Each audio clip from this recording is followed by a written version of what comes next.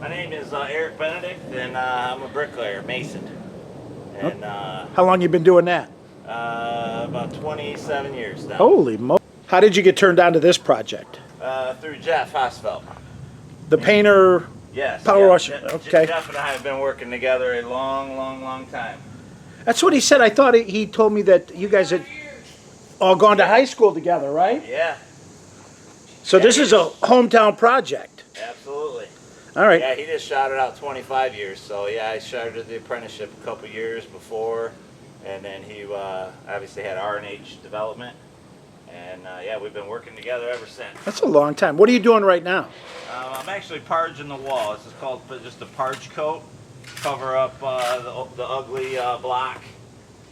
Grinding and tuck pointing the cracks on this wall and the building. Now it looks a little like stucco. Yeah, yeah, it is. It's pretty much the same concept. It's not a stucco brand. It's just a mortar brand. But yeah, if you do it well enough with the trowel, you can kind of get on this side. We're going to leave the trowel finish. On the back side of that wall, I did a, just so you can see, I did an actual broom finish. It's called a sand finish, where you come back after this dries.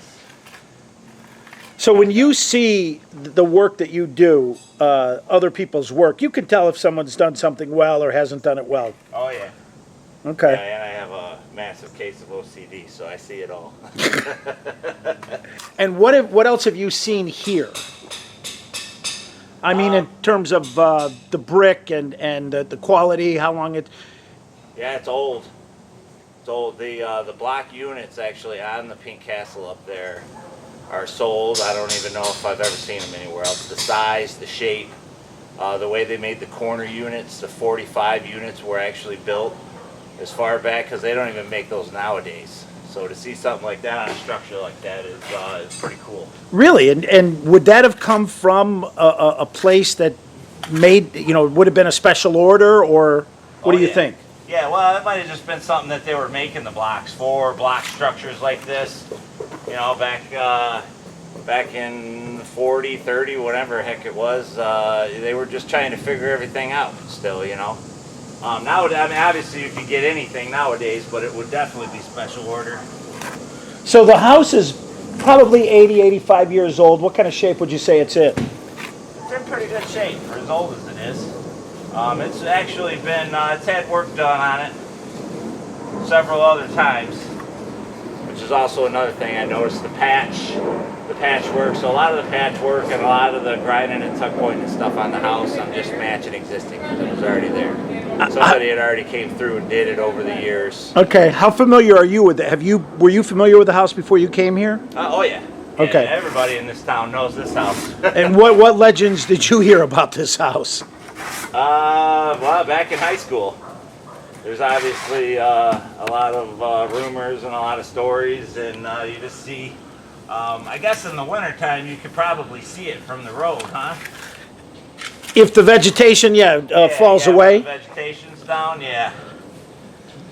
Did you ever sneak back here? No, actually I didn't. Because I've heard stories that people have.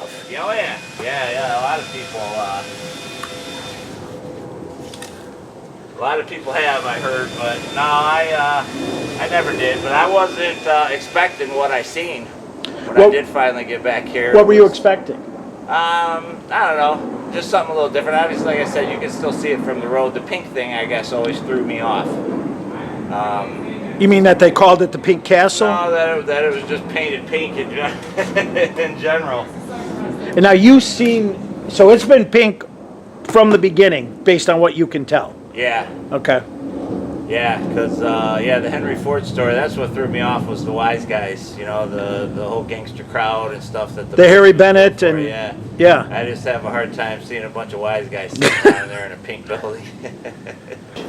How much more work do you have to do? Days-wise, probably about 4 or 5 more days. Okay. I'm just finishing this up, parging. We're trying to save everything we can, obviously, to save the historic factor of it. This wall here was in pretty bad shape. It could have went or stayed, but he decided to keep it, so I'm just trying to give it some new life, putting a fresh stucco coat on here, and then Jeff's gonna come behind me and paint everything. And I've got the wall that you did replace. What did you see there? Was that original? Yes, absolutely, that was, because that's the wall that goes down into the basement. And the vines just ate it up. Yeah, oh yeah. Yeah, it's hard on the inside there. It never gets any sunlight. The vines, yeah, they did a pretty. I seen the video with all the vines and the trees and stuff on there. So whenever it comes to masonry and cement, you want it to have full sunshine so it can dry out. That's the whole beauty of it. Now, what would you generally do if you were to work interior? I mean, obviously there'd have to be something that's cement, but do you work like tile floors or anything like that? No, I don't. Well, I mean, no, I don't do any tile work professionally. Mine would mostly just be masonry repair.